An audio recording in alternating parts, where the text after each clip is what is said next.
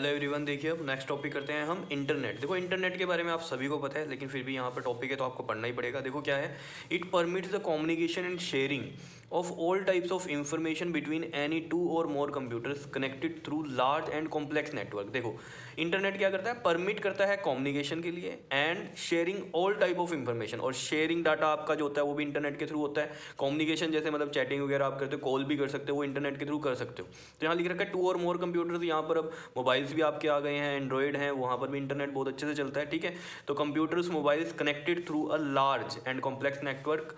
Large network भी है, देख लो पूरा का पूरा वर्ल्ड कनेक्टेड है इंटरनेट से। और कॉम्प्लेक्स नेटवर्क, अब देखो पूरा वर्ल्ड कनेक्टेड है तो कॉम्प्लेक्स तो होगा ही नेटवर्क, समझ रहे हो। उसके बाद देखो जो मेन बात लिखी हुई है इसमें कि जो शेयरिंग ऑफ इंफॉर्मेशन होती है कैन बी थ्रू वायर्स और सम वायरलेस।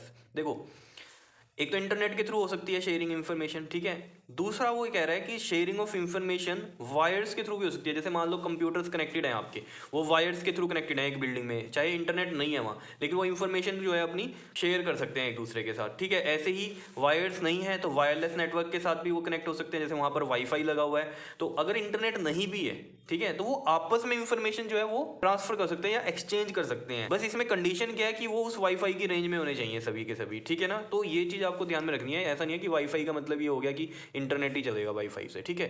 मान लो कोई बिल्डिंग, उसमें इंटरनेट नहीं है, लेकिन उस पूरी बिल्डिंग के अंदर जो है लोग अपना डाटा एक्सचेंज कर सकते हैं क्योंकि वो वायरलेस नेटवर्क से कनेक्टेड है, ठीक है। तो इसलिए ये बात लिखी हुई है कि जो शेयरिंग ऑफ इन्फॉर्मेशन है वो वायर्ड नेटवर्क के साथ भी हो सकती है और वायरलेस नेटवर्क के साथ भी हो सकती है, जिसको हम वाईफाई नेटवर्क बोलते हैं। और वाईफाई की जो देखो फुल फॉर्म होती है वो पता नहीं होती बच्चों को, वो समझ लो क्या है यहाँ पर, वायरलेस फिडेलिटी। ये याद रख लेना, वाईफाई की जो फुल फॉर्म होती है वो क्या होती है, वायरलेस फिडेलिटी होती है, ठीक है। नेक्स्ट बात करते हैं हम एप्लीकेशन ऑफ इंटरनेट। ये सब भी आपको पता ही है। देखो फर्स्ट क्या है, इंटरनेट सर्फिंग। इंटरनेट सर्फिंग का मतलब क्या है, मान लो आप कोई चीज़ सर्च कर रहे हो, मान लो गूगल सर्च इंजन आपने ओपन किया। देखो गूगल को सर्च इंजन बोलते हैं, ठीक है। जैसे मान लो गूगल में अब आप कुछ सर्च कर रहे हो, ठीक है, वहाँ पर बहुत सारे ऑप्शन आ जाते हैं आपके पास, ठीक है। किसी एक पे क्लिक करते हो फिर एक वेब पेज खुलती है आपके पास या वेबसाइट खुलती है, समझ रहे हो ना ये सब चीज़ें, ठीक है।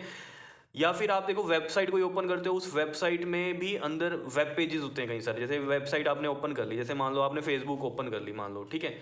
तो वहाँ पर आप मान लो किसी की प्रोफाइल चेक करना चाहते हो, उसके नेम के ऊपर क्लिक करोगे उसकी प्रोफाइल आ जाएगी, ठीक है। तो मतलब क्या है, अंदर से अंदर आप जाते जा रहे हो, ठीक है ना। तो ये मतलब क्या हो गया कि आप कोई चीज़ सर्च कर रहे हो या वहाँ पर कोई इन्फॉर्मेशन इकट्ठा कर रहे हैं, ठीक है। तो वो सब किस में आ जाता है, इंटरनेट सर्फिंग में आता है। नॉर्मली अगर आप इंटरनेट चला रहे हो तो उसको क्या बोल सकते हैं हम, इंटरनेट सर्फिंग में आ रहे हैं। कुछ भी देख रहे हो आप, उसमें कुछ भी काम कर रहे हो, ठीक है, इस तरीके से। दूसरा है ईमेल, ये भी आपको पता है, इलेक्ट्रॉनिक मेल।